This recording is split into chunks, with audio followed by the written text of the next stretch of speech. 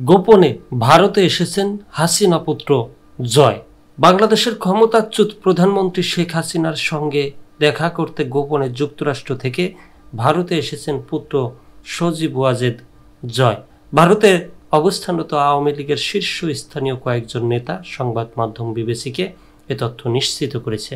সংবাদ মাধ্যমটির সঙ্গে নাম প্রকাশে অনিচ্ছুক একাধিক সূত্র জানায়, ঈদুল আজহার আগে জয় ভারত পৌঁছান এবং মূলত মায়ের সঙ্গে ঈদ উদযাপন করতেই তার এই সফর। বর্তমানে শেখ হাসিনা দিল্লিতে অবস্থান করছেন।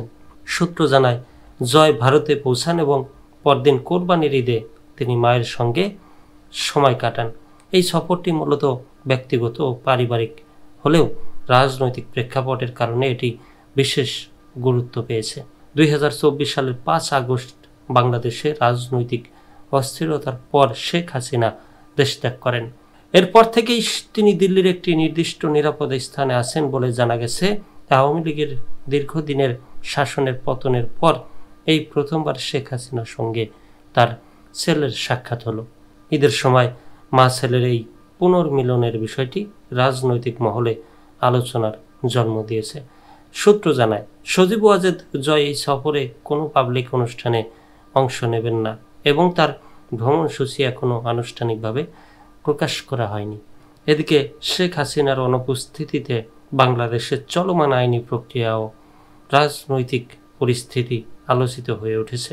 শেখ হাসিনার বিরুদ্ধে 2023 সালের জুলাইয়ে সংগঠিত সহিংস ঘটনার প্রেক্ষিতে মানবতা বিরোধী অপরাধের অভিযোগে বিচার শুরু হয়েছে। বাংলাদেশ সরকার শেখ হাসিনাকে দেশে ফিরিয়ে দেওয়ার জন্য ভারত সরকারের প্রতি আহ্বান জানালেও নয়াদিল্লি এখন আনুষ্ঠানিকভাবে এ বিষয়ে কোনো পদক্ষেপ নেয়নি। আদালত শেখ হাসিনাকে 16 জুনের মধ্যে হাজির করার নির্দেশ দিয়েছেন। শেখ হাসিনা ভারতে অবস্থান এবং তার সঙ্গে ছেলের এই ঈদ উদযাপন দুই দেশের মধ্যে কূটনৈতিক সম্পর্কে নতুন মাত্রা যোগ করেছে বলেও মনে করেছেন বিশ্লেষকরা।